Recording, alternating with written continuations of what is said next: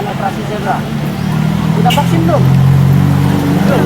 Belum. Nah, Ini kan hanya tempat vaksin ya? Inilah pengendara yang terjaring razia operasi Zebra Musi yang digiring petugas lantaran belum divaksinasi di Batu Raja, Ogan Komering Ulu untuk ditilang vaksin.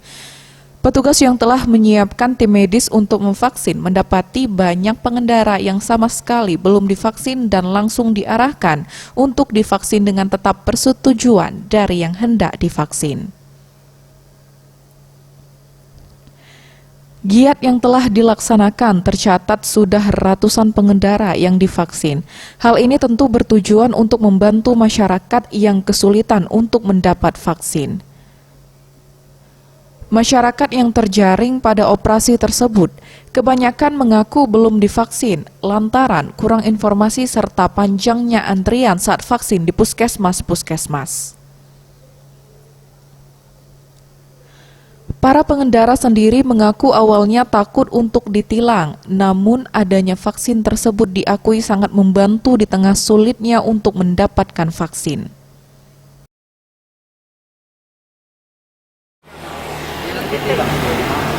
Di Kampung 4. Iya yang vaksin aku. Bagus ya, karena kan banyak masyarakat tuh yang masih awam sama namanya vaksin kan. Apalagi kayak di kabupaten kayak gini, mungkin masih banyak yang takut.